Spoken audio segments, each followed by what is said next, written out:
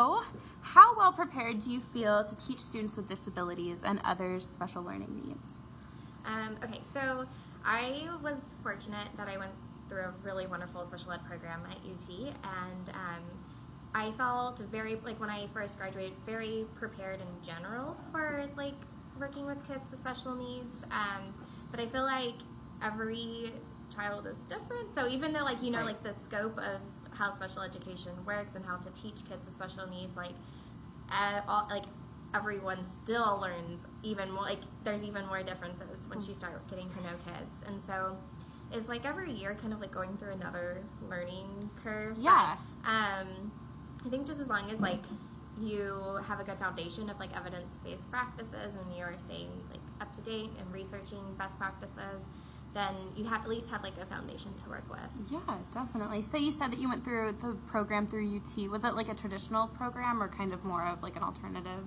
No, it was a very traditional. So my bachelor's was actually in special education. And okay. Yeah. So I did one semester of teaching in or interning in a gen ed placement, and then for the following 4 semesters, it was in different types of special ed settings. Oh, you did 4 semesters of it? Yes. That's awesome. That's awesome. So what is your role and your responsibility in teaching students with disabilities? So this year at Dawson, I'm one of the resource teachers, which is kind of a broad term. So I will pull students who have, for the most part, learning disabilities into my room, and I can either teach what they're learning in their gen ed classrooms, but try to break it down for them to where it's more on their level and they're learning, but just more manageable chunks. Right, exactly. Okay. So I do a little bit of that, but then some so each of my students, they have have you learned about IEPs and yeah, okay, perfect. Yeah. So all my students have IEP goals, and so that are supposed to be tracked every 9 weeks, and so we do a little bit of what's in the classroom, but also what their individual educational plan is. Okay.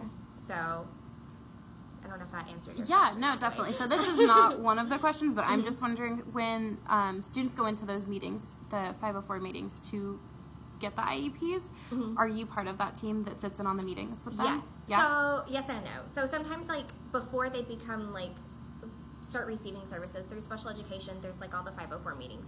And if they're, as far as 504 goes, if teachers or administration is pretty certain that a child will qualify for getting testing for special education, then they'll usually start inviting the resources for me, okay, special ed teacher. Yeah. But sometimes if it's just there's a kid that just needs a lot more intense instruction or intervention, then I'm not always included. So it just kind of depends on how people are feeling. Again, by the child. Yeah, exactly. Okay, perfect. So in your opinion, what are the characteristics of effective inclusive instruction? Okay, so inclusive instruction, inside a gen ed classroom, is kind of challenging sometimes, for me at least. Yeah, definitely. Because it's this weird dynamic where you're in there to meet the needs of your students, but you're also in there to meet the needs of the classroom as a whole, in a way, because you're trying to create a classroom environment that is supportive of students with special needs. Not necessarily I'm just in here to just teach my kids. You're supposed to be in there to kind of help create that inclusive environment. Right. So, but then it's not your classroom, and so it's it's a weird, for me that is a very weird dynamic. Yeah. So in the past, it's kind of a lot of times the resource teacher and the gen ed teacher will meet and kind of decide what they want their model to look like. If they want some resource teachers, when they do inclusion, they'll have a small table where they do small groups. Okay. The only thing is with that, you have to be careful, because you don't want it to just be your kiddos in special ed at your small table, because it's not that's that not inclusion. Right. Exactly. So in my opinion, the most successful inclusion is really where the whole class knows you as part of one of their teachers, and so yes, you are there checking in on your students and making sure their accommodations are being provided, but you're not just like sitting there with just like the students on your caseload. Right. So when you would walk in, it would be more of like, oh, like there's Miss Foles, another teacher, instead of like, oh, this is this child's teacher or something. Exactly. Okay. Okay. Describe the frequency and methods of collaboration between you and the gen ed teacher that you're working with your students with disabilities. Okay. So I know you have a lot of them. I know. It's like every teacher in the school. I know. So I feel like the most important thing is like keeping an open line of communication, and just like establishing good relationships, because there are so many kids and that are on your caseload, and you, at least like in my role, like I work with so many different gen ed teachers. Like it's not just like one or two. It's like almost it's the whole school. Almost. Yeah. You go to like every classroom. Exactly. Yeah. So just like having a good relationship, in that like I love for my teachers to like have my phone number, because sometimes something might be like happening in the room where like they need me, but like I wouldn't know because I'm not in there all day, you know? Right, and so and you're not sitting at your desk.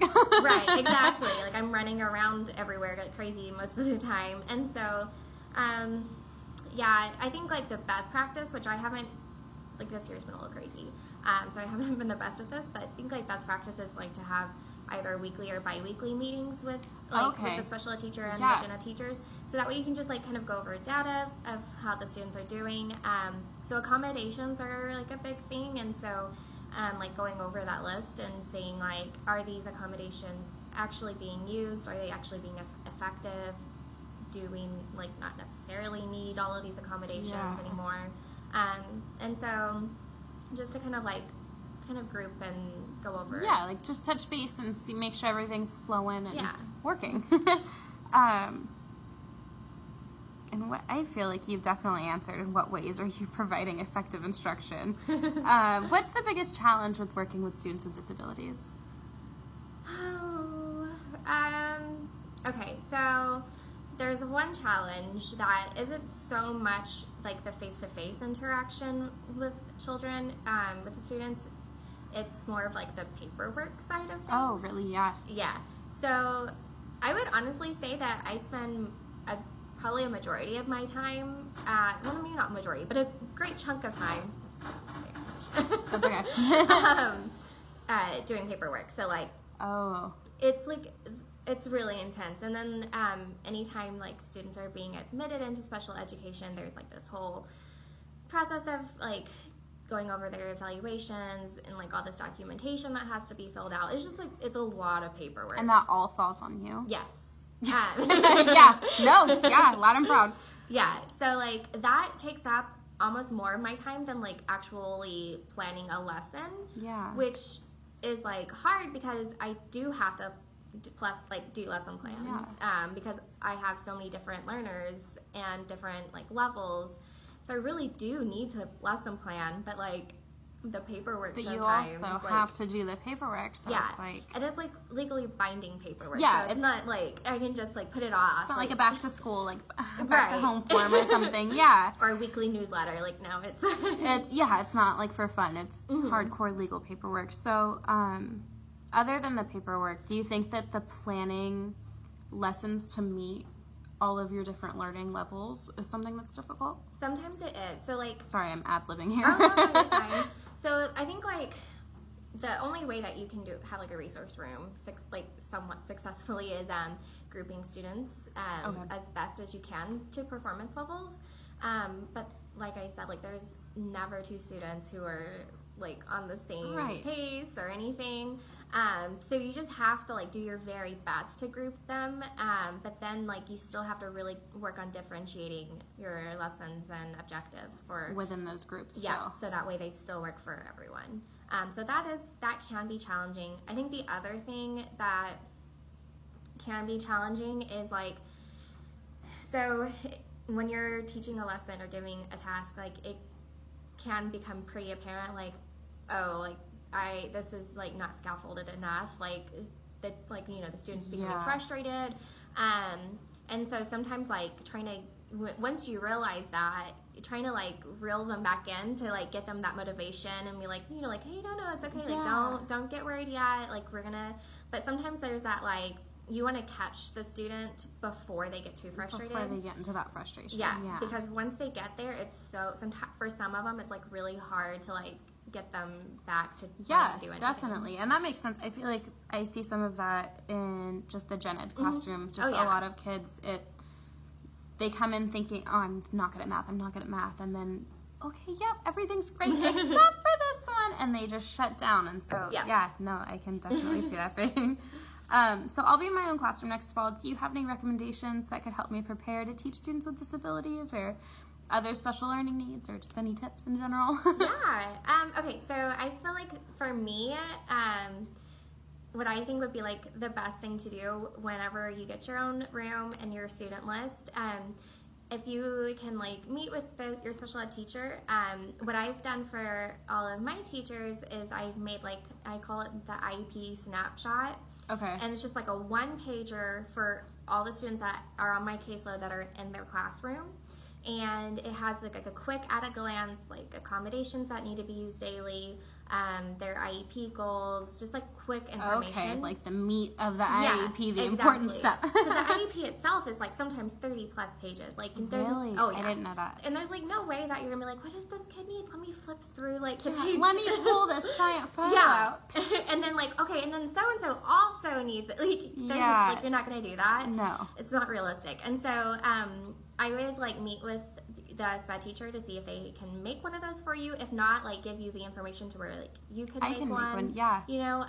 Just so that you can ensure that you're giving them what they need, but that it's easy on you. And it's manageable, but I'm still able to kind of check and go through that and make sure that I'm meeting all the accommodations and everything. Some of them, some kids have ideally they just have a handful, but some kids have several different types of accommodations, and so it can be very time consuming to make sure that you're meeting everyone's needs. All of them. So if you have them all just kind of in a folder, one pagers, real easy.